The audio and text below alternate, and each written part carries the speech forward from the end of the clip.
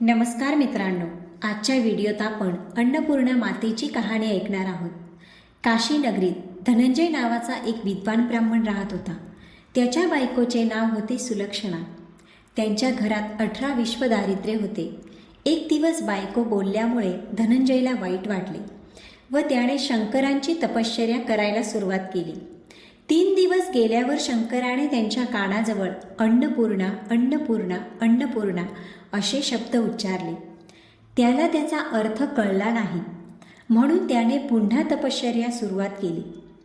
तेव्हा शंकरांनी त्याला रात्री दृष्टांत दिला. मुला, तू पूर्व दिशेला जा, तुझे मनोरथ पूर्ण होतील. दुसऱ्या दिवशी तो पूर्वेकडे निघाला. बरेच दिवस गेल्यावर एका पौर्णिमेच्या रात्री तो सरोवराजवळ पोहोचला. तेथे हजारो सुंदर अप्सरा एक व्रत करीत असलेल्या त्याला दिसल्या. त्याने त्यांना विचारले, हे तुम्ही काय करत आहात? तेव्हा अप्सरा म्हणाल्या, आम्ही अन्नपूर्णेचे व्रत करीत आहोत. हे व्रत कोणीही करू शकते. 21 दिवसांसाठी 21 गाठी असलेला दोरा घ्यावा. 21 दिवस उपवास करावा. 21 दिवस जमत नसल्यास 1 दिवस तरी उपवास करावा. आणि हे सुद्धा शक्य नसेल तर कहाणी ऐकून प्रसाद ग्रहण करावा. उपवास करून कहाणी ऐकायला कोणी मिळाले नाही तर पिंपळाचे पान समोर ठेवावे, दिवा ठेवावा आणि शंकर पार्वतीला साक्षी ठेवून कहाणी ऐकल्याशिवाय अन्न घेऊ नये. चुकीने अन्नग्रहण झाल्यास दुसऱ्या दिवशी परत उपवास करावा. व्रत करावयाच्या दिवशी रागवू नये, खोटे बोलू नये. हे व्रत केल्याने आंधळ्याला दृष्टी मिळते, लुळ्याला पाय येतात, निर्धनाला पैसा मिळतो, पुत्र नसलेल्यांना पुत्रलाभ होतो.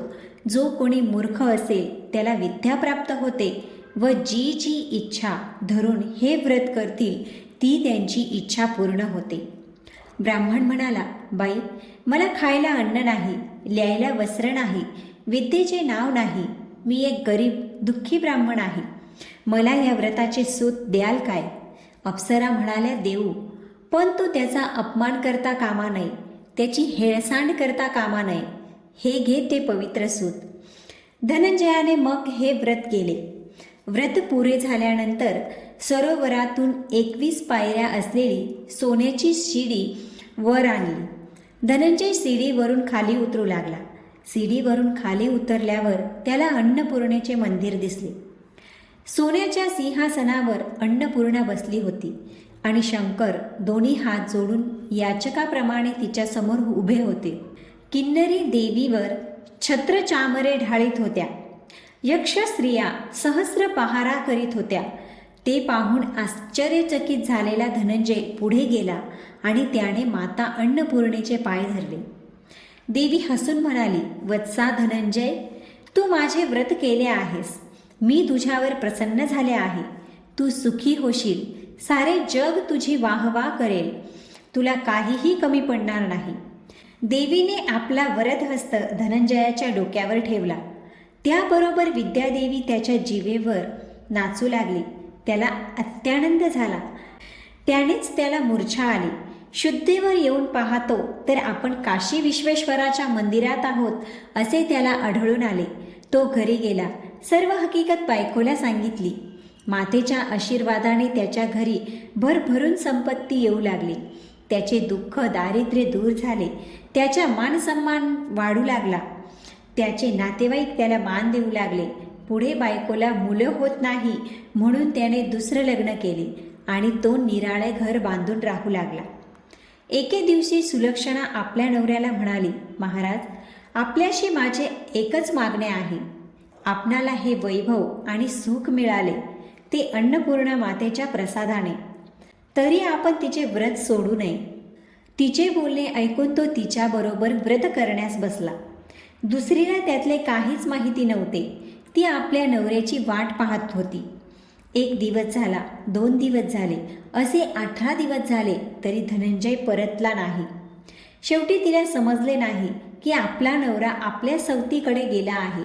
तो तिच्याकडे 18 दिवस राहिला आहे. तिच्या अंगाचा तीळपापड झाला. ती रागाने लाल होऊन तिथे गेली आणि तिने धनंजयाची बकोटी धरून त्याला घरी आणले. व्रताचे अजून 3 दिवस शिल्लक होते. घरी आल्यावर धनंजय रात्री झोपी गेला. बायकोला त्याच्या हातात असलेला दोरा दिसला. तिने तो तोडला आणि चुलीत जाळून टाकला.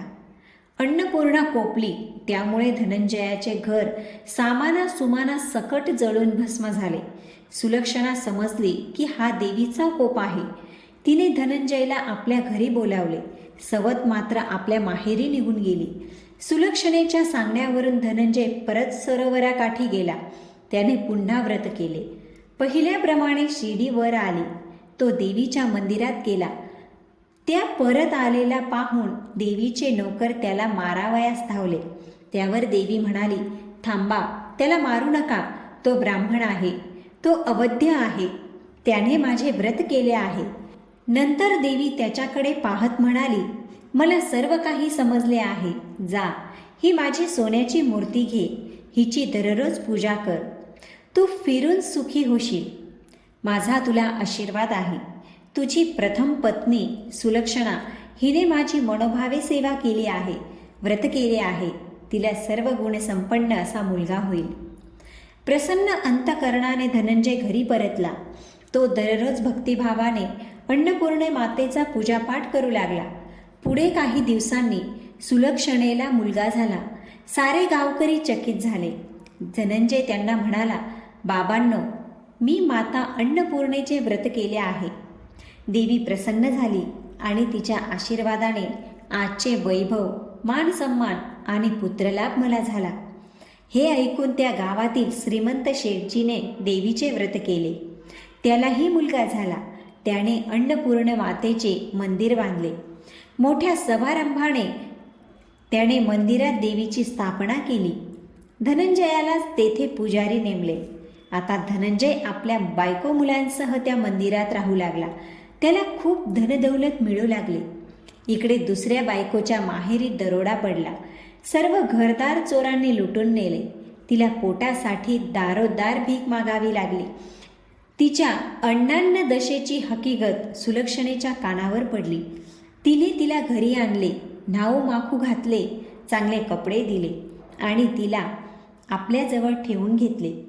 मातेच्या कृपाप्रसादाने धनंजय, सुलक्षणा आणि त्यांचा मुलगा यांना सुख आणि मान मान्यता मिळाली. ही सर्व सुखी झाले. तसेच सुख आपणा सर्वांना देवीच्या कृपाप्रसादाने मिळो. तात्पर्य हेच आहे की आपण जशी करणी करतो तसेच फळ आपल्याला मिळते. आपण चांगले कर्म केले तर चांगले फळ मिळते आणि वाईट कर्म केले तर त्याचे फळ दुःख, दारिद्र्य तसेच नाना तऱ्हेच्या व्याधी उपाधींनी भोगावे लागते. येथे अन्नपूर्णा मातेची कहाणी सुफळ संपूर्ण होते.